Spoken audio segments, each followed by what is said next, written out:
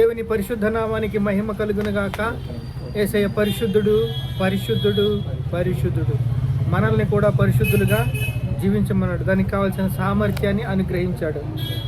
యాకోబు రాసిన పత్రిక 2వ అధ్యాయం 14వ వచనం. సహోదరులారా, క్రియలు లేనప్పుడు ఎవడైనను తనకు విశ్వాసము కలదని చెప్పిన యెడల ఏమీ ప్రయోజనము? అట్టి విశ్వాసము అతనిని రక్షింపగలదా? సహోదరులు సహోదరైనను దిబంగిరులై ఆనాటి భోజనము లేక ఉన్నప్పుడు మీలో ఎవడైనను శరీరము కావలసిన వాటిని ఇయ్యక సమాధానంగా వెల్లుడి చెల్లి కాచుకునుడి అని తృప్తి పడిరని చెప్పిన ఎడల ఏమి ప్రయోజనము? అలాగే విశ్వాసము క్రియలేనిదైతే అది ఒంటిగా ఉండి మృతమగును. క్రియలేని విశ్వాసము మృతము. క్రియ లేనప్పుడు విశ్వాసము మృతము వ్యర్థము. ఇక్కడ మరొక 26వ వచనంలోను, ప్రాణము లేని శరీరము ఎలాగ మృతమో అలాగే క్రియ లేని విశ్వాసము మృతము. ఏంటి ఈ యొక్క ఎడబావు? ఏంటి ఈ యొక్క ప్రాముఖ్యత, ప్రాథమికం అంటే చూడండి,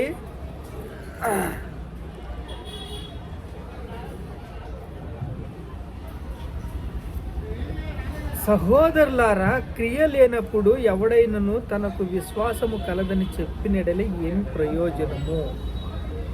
క్రియ లేనప్పుడు విశ్వాసం ఉంటే ఏమి ప్రయోజనము? ఇప్పుడు క్రియ విశ్వాసం రెండు సమానంగా వెళ్ళాలి. ప్రార్థన, పరిశుద్ధత, వాక్య ధ్యానం రెండు రెక్కలు లాంటివి.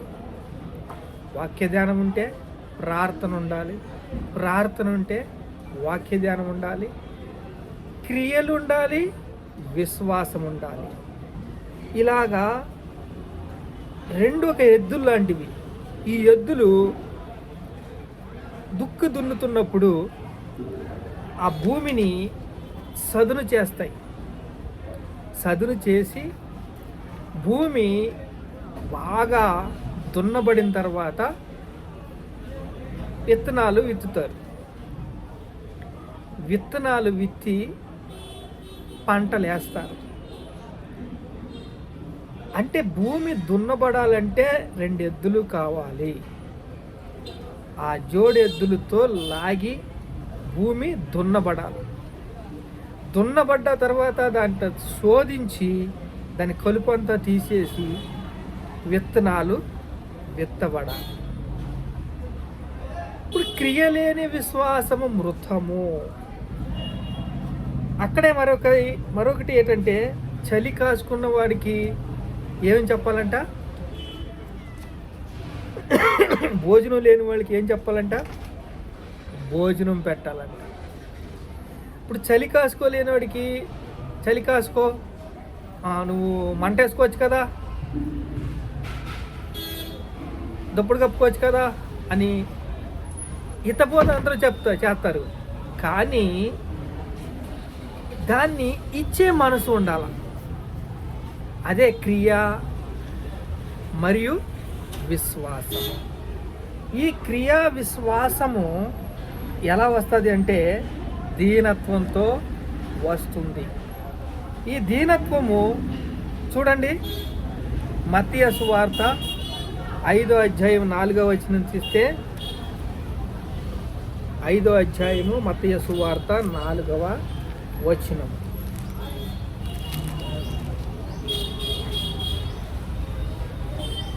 దుఃఖపడివారు ధనులు, వారు ఓదార్చబడుదురు. దుఃఖముతో,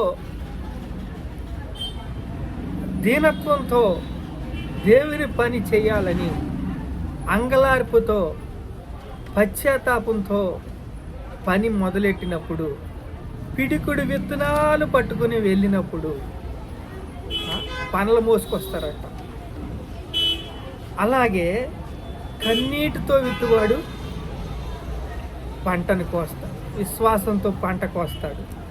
ఇప్పుడు దుఃఖపడువారు ధన్యులు, వారు ఓదార్చబడుదురు. దుఃఖపడాలి. ఇప్పుడు దుఃఖపడినప్పుడే కదా సేవ అభివృద్ధి జరిగేది, క్రియ జరిగేది, విశ్వాసము జరిగేది, సాక్ష్యం ఉండేది. సాక్ష్యము ఎప్పుడు కూడా ఏం చేస్తుంది? ప్రోత్సాహపరుస్తుంది. ప్రోత్సాహపరిచి సంఘాలు నిర్మాణం అవుతాయి. విశ్వాసంలో ఎదుగుతున్న ప్రజలు బహుగా బలపడతారు.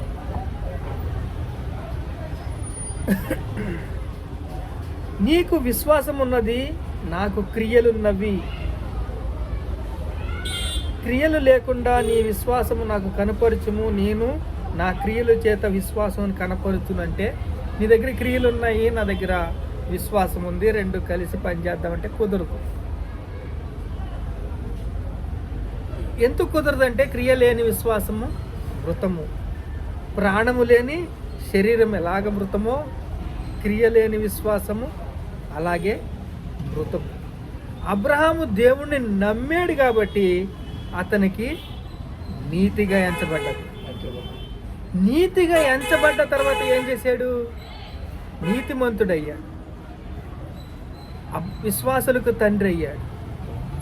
ఒకరోజు దేవుడికి లోబడ్డాడు, విధేయుడయ్యాడు.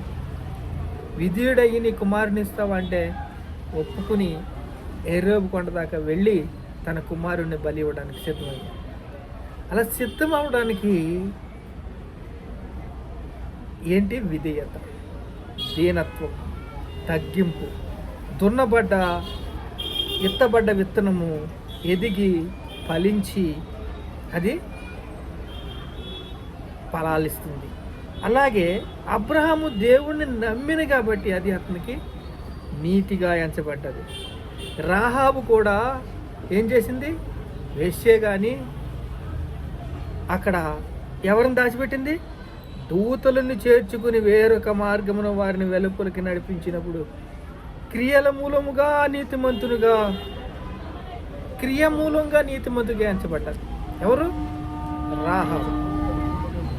ఆ రాహాబు ఏం చేసింది? నీతిమంతురాలుగా ఎంచబడ్డారు. అబ్రహాం ఏమో తన కుమారునిచ్చి నీతిమంతుడుగా. చూడండి ఇక్కడ ఉంటుంది, అబ్రహాము తన కుమారుడని ఇస్సాకుని బలిపీఠం మీద అర్పించినప్పుడు అతడు క్రియ వలన నీతిమంతుడని తీర్పు పొందలేదా? క్రియ జరగకుండా నీతిమంతుడు అనిపించుకోవటం కష్టం. ఇప్పుడు మనము క్రియ లేకుండా మనం ఇంట్లో కూర్చుని తొప్పుడు ముసుగు వేసుకుని కూర్చుంటే పని జరుగుద్దా? కష్టపడాలి. ఈ ప్రయాసం అంతా దేవుని సేవ మీద పెట్టాలి. ఎన్నో ఆటంకాలు, ఎన్నో అడ్డంకులు, ఎన్నో చిక్కులు వస్తాయి. ఎందుకంటే మనం పిలిచిన దేవుడు నమ్మదగినవాడు.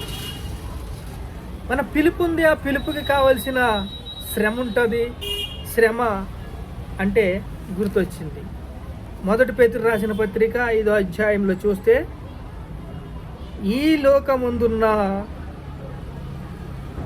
5వ అధ్యాయం 9వ వచనం, ఈ లోకముందున్న మీ సహోదరులు ఈ విధమైన శ్రమలే నెరవేర్చబడుచున్నవని ఎరిగి విశ్వాసమందు స్థిరులై వానిని ఎదిరించుడి. ఎవరిని? అపవాదిని ఎదిరించండి.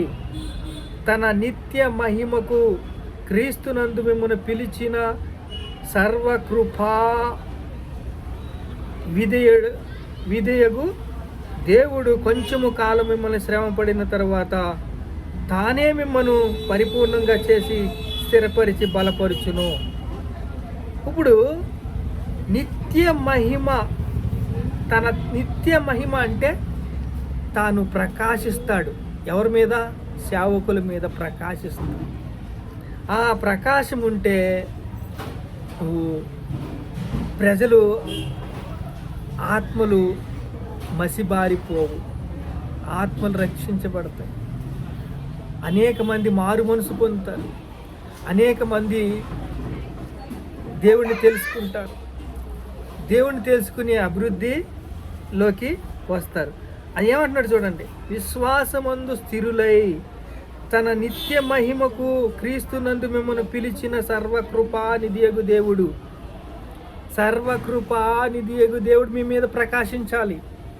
మీరు ప్రకాశం పొందాలి, ప్రభావం చెందాలి.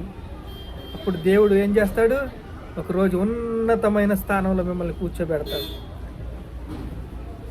తానే మిమ్మల్ని పూర్ణులుగా చేసి స్థిరపరిచి బలపరుస్తాడు.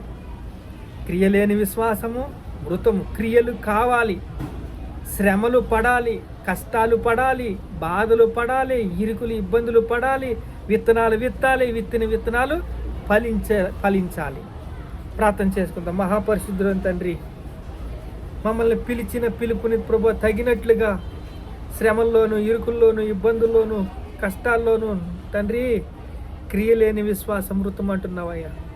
నీవు ఇచ్చిన పని నమ్మకంగా చేసుకుంటూ ముందుకు వెళ్తుండగా ప్రభు ఎన్నో ఆటంకాలు, ఎన్నో అడ్డంకులు, ఎన్నో చిక్కులు అన్నిటి యందు నీ కృపను అనుగ్రహించిన దేవానికి స్తోత్రాలు తండ్రి. నీవే మమ్మల్ని స్థిరపరిచి బలపరిచి మమ్మల్ని కరుణించి కాపాడి రక్షించి దీవించి ఆశీర్వదించి బలపరిచి స్థిరపరుస్తున్న దేవ మీకే స్తోత్రాలు స్తోత్రాలు.